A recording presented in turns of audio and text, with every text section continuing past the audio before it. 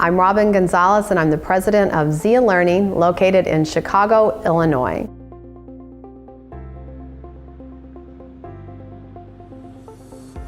I began my work with online, which eventually became known as blended, which now is oftentimes known as personalized learning, almost 20 years ago at Benito Juarez Community Academy, a Chicago public high school located just down the street from Zia Learning offices today. My work at Benito Juarez centered around leveraging online learning to help my most at-risk students who were at risk of dropping out.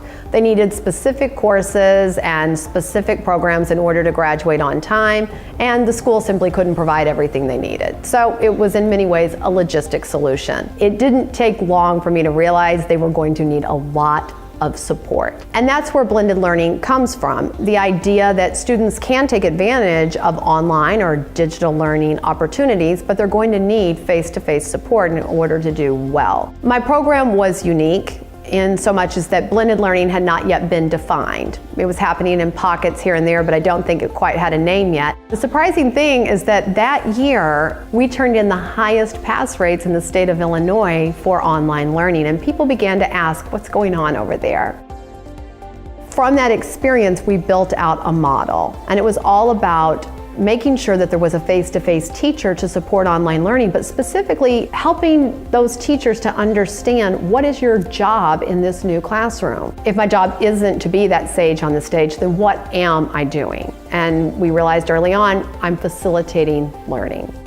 We were able to increase pass rates across the district from 30% to over 80% district-wide implementing this model, and it was always all about training teachers to facilitate learning and ensuring that students had the skills that they would need to succeed as well. The framework is now in use across the United States. We have over 52 charter schools that have adopted the framework for all of their teachers. We have schools in Charlotte-Mecklenburg using the framework. We have schools in Chicago Public using the framework. Again, in helping teachers to understand, how do I teach in this new classroom? Professional development is a really important factor because teachers come to us with lots of different ability levels. Some people have the intuition, some people struggle, and so being able to have that training and support throughout the program with new platforms and with new styles of teaching, whether it's to implement station rotation model in your classroom or be able to support students who are taking a la carte classes. We're excited for our teachers to do the online modules through Zia Learning, to be able to get some common language and to really be able to know that we're all operating with the same understanding of what blended learning is. To get us on the same page and get us some common language is going to be a huge benefit for us. So we're interested not only in preparing teachers to teach, but also in preparing students to learn in the blended or personalized classroom. One thing I never want to see is what I sometimes call the kick model. Kids in cubicles clicking computers. Students should be collaborating with one another. The teacher should be interacting with their students. It's critical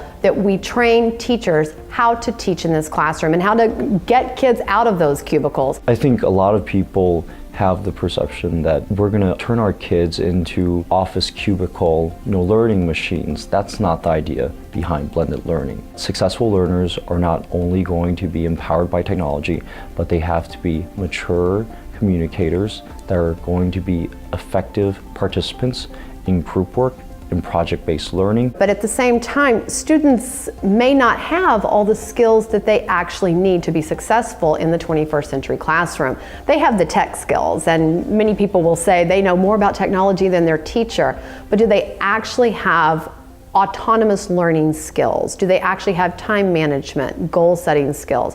Have they ever had control of their own path and pace of learning? And that can be a real challenge for students. I think people get the idea that the teacher can teach Western migration of pioneers and the kids just go off playing Oregon Trail for half an hour. That is not blended instruction. The easy default position is to stand and deliver, which blended learning is supposed to change. Pedagogically, we have to be focused on shifting the mindset from direct instruction. A lot of it is changing the way they teach. It really is purposeful, it is data-driven, and what happens in the classroom is really building on that knowledge, constructively and critically assessing their knowledge, whether it's through a guided activity, through kinesthetic learning, through a group project or project-based learning, the teacher is really there to be a guide, a facilitator of learning. We started to realize that the face-to-face teacher was a key component of students doing well. Teachers were blending the best of the face-to-face classroom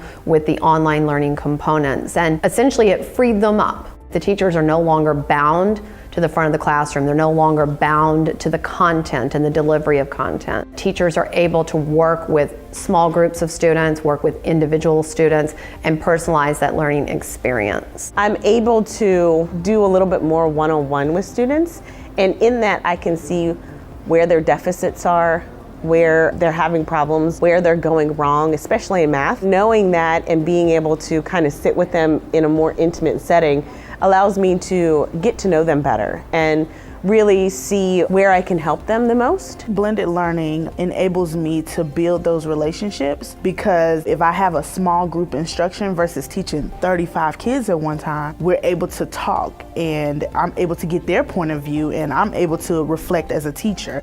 The two things I never want to see: a teacher only in the front of the classroom, refusing to give up their position and hanging on to the old model, or conversely, the teacher in the back of the classroom feeling that they've been displaced by the technology. At the same time, I want to challenge providers of curriculum, of digital curriculum. When I see content that looks almost identical to what it did 20 years ago, that's troubling. We can do so much more. I feel we're really just at the very beginning. We can actually achieve this goal of an authentic 21st century learning environment. More importantly, we can begin to eradicate that achievement gap. It's where my purpose and my passion has been all along. Zia Learning is focused on working with teachers, working with students, working with districts and providers to ensure that blended and personalized learning is correctly implemented. And that means creating an authentic model that's truly interactive, truly engaging, and that authentically personalizes learning for students.